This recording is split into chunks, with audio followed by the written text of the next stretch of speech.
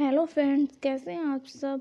आज मैं बताऊंगी आपको शेयर मार्केट के बारे में, जिसमें ये सबसे पहला क्वेश्चन ये उठता है कि शेयर मार्केट में किसमें पैसा लगाएं, किसमें कौन से शेयर्स में पैसा लगाएं, कैसे कौन सी कंपनी में पैसा लगाएं जिससे कि हमारा जो है इन्वेस्टमेंट हो सके, यानी कि हमें प्रॉफिट हो सके।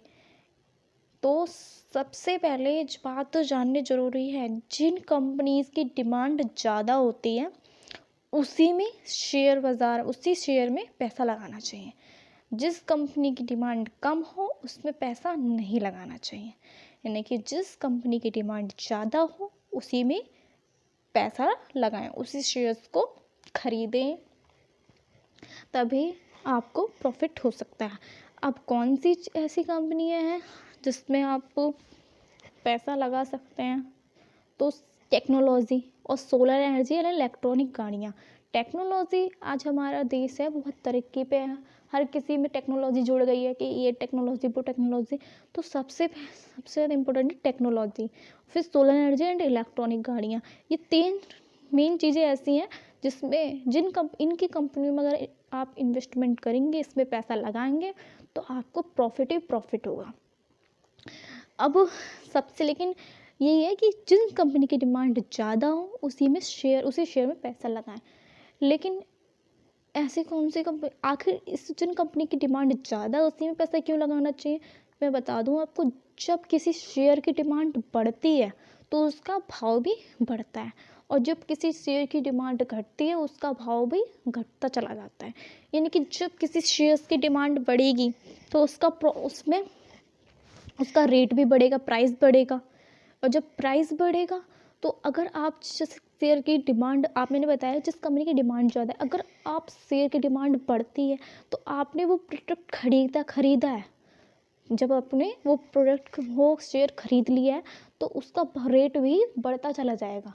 जब रेट बढ़ेगा, आपने कम पैसों में खरीद लिया और रेट बढ़ता चला गया उस शेयर का, माना आज एप्पल कंपनी है, एप्पल कंपनी की से डिमांड ज़्यादा बढ़ गई है। आज एप्पल कंपनी के आईफोन है, एप्पल कंपनी का कुछ भी है, कोई भी जो शेयर है एप्पल कंपनी के, उसकी डिमांड ज़्यादा है। पहले जब स्टार्टिंग में लॉन्च हुआ था, जो है एप्पल कंपनी के प्रोडक्ट थे वो स्टार्टिंग में लॉन्च हुए होंगे, तो उनकी डिमांड जब कम होगी तो उसके क्या होंगे, प्राइस भी घटे हुए होंगे। ठीक है, जब आप उसकी डिमांड बढ़ गई, आपको पता चला उसकी डिमांड बढ़ रही है, एप्पल कंपनी के शेयर्स की क्या हो गई, डिमांड बढ़ रही है, तो आपको उसको प्रोडक्ट को खरीद लिया आपने। जब उसकी मांग बढ़ेगी, यानी कि जब उसकी डिमांड बढ़ती चली गई, आपने खरीद लिया। जब आपने स्टार्टिंग में जब वो शेयर्स खरीदा एप्पल कंपनी का, तो उसकी प्राइस माना 4 रुपये, और जब उसकी डिमांड बढ़ी तो प्राइस बढ़ा, तो उसकी जब 4 रुपये से उसके प्राइस भी बढ़ गए। जब डिमांड बढ़ेगी किसी शेयर की तो उसके प्राइस भी बढ़ेंगे। तो जब डिमांड बढ़ी एप्पल कंपनी की शेयर्स की, तो उसके प्राइस पहुंच गए माना 10, तो आपको क्या हुआ, फ़ायदा ही हुआ, फ़ायदा हुआ। और जब डिमांड घटेगी तो आपको क्या होगा, घाटा हो जाएगा। जब डिमांड घटेगी तो क्या होगा, घाटा हो जाएगा।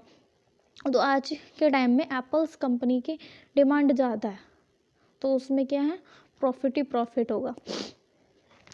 यानी कि जब किसी शेयर को आप खरीद रहे हैं तो ये जान लीजिए कि उसकी डिमांड ज़्यादा है या कम है।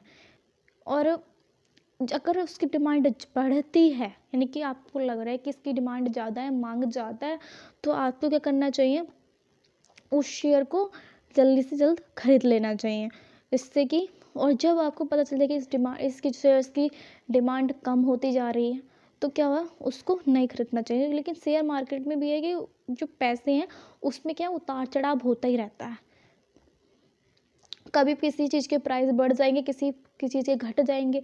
लेकिन ऐसा होता क्यों, क्वेश्चन उठता है कि ऐसा होता क्यों, क्योंकि कई बार कोई प्रॉब्लम्स आ जाती है कि तो कि इस वजह से क्या है कि जैसे अभी कोरोना ही काल चला था, जिसमें जो आर्थिक व्यवस्था सबकी गड़बड़ा गई थी। जब वो, तो उसकी डिमांड, जब किसी के पास पैसों की कमी है तो उसकी डिमांड, और उसका जब पैसे की कमी है और जो उसे चाहिए उसकी क्या कहते हैं, प्राइस भी ज़्यादा है, तो वो खरीदेगा ही नहीं।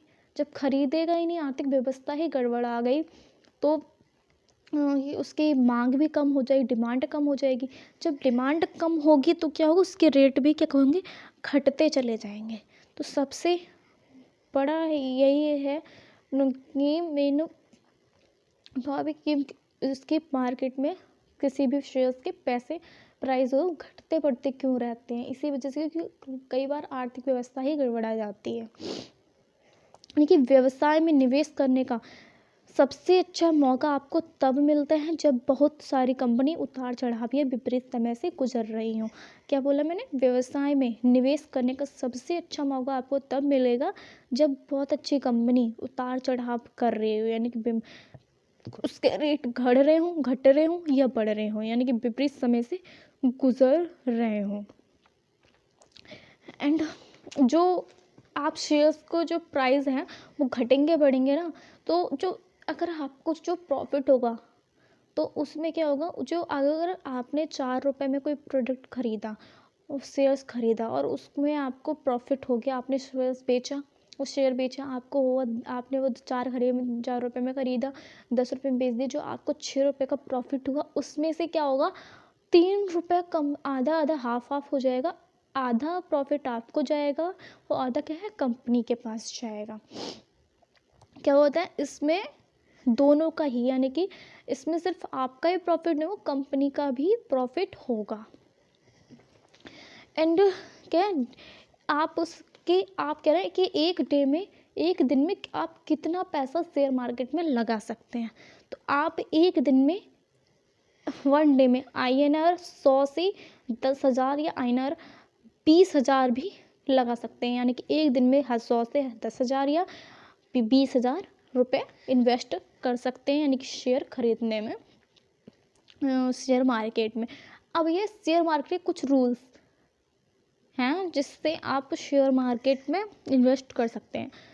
सबसे जोखिम का पता लगा कर ही पैसा लगाएं, कि मतलब जैसे आपको पता नहीं होता है कि कब इसके रेट घट जा रहे हैं।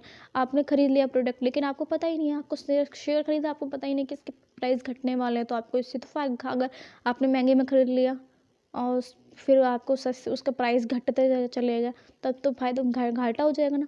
सटीक समय पर ही शेयर में पैसा लगाएं। लोग लॉन्ग पीरियड के लिए इन्वेस्ट करें। बोगस सूचना के आधार पर कोई फैसला ना ले। को उन स्टॉक वर्कर्स के कांटेक्ट में ना आए जो रजिस्टर्ड नहीं। और सबसे बड़ा रूल ये है कि अगर आपके पास कम पैसे हैं तो जितने पैसे, ये नहीं कि आप उधार लेके पैसे लगा रहे हैं, ये ना करें। आपके पास जितना एक्स्ट्रा है, आप जितना पैसा लगा सकते हैं ओनली उतना ही लगाएं जिस पे आपको कोई घाटा ना हो। आपको इससे, आपके पास 10,000 है, 10,000 में आपको खर्चा भी चलाना है घर का, लेकिन आप वो छोड़ के 10,000 पूरा इन्वेस्ट कर दे रहे हो, उसमें शेयर खरीद ले रहे हैं, तो ये ना करें। आपको उतना ही पैसा उसमें लगाएं जितना कि आप हैंडल कर सकें। अगर लॉस हो रहा है, लेकिन इसका, क्योंकि इसका रूल भी है कि कई बार घाटा भी होता है और कई बार फ़ायदा भी होता है, इसमें लॉस एंड प्रॉफिट चलता ही रहता है। और लेकिन जो शेयर मार्केट को अच्छे से समझ गया, उसके बारे में जान लिया, तो वो क्या है, उसके लिए प्रॉफिट ही प्रॉफिट है। ठीक है। एंड अगर मेरी वीडियो अच्छी लगी हो तो प्लीज़ वीडियो को लाइक कीजिएगा, ज़्यादा से ज़्यादा सब्सक्राइब मेरे चैनल को सब्सक्राइब कीजिएगा एंड शेयर कीजिएगा। Please please please please share कीजिएगा मेरी वीडियो को एंड चैनल को सब्सक्राइब कर दीजिएगा प्लीज़। आपको क्या बिगड़ जाएगा। Okay, thank you.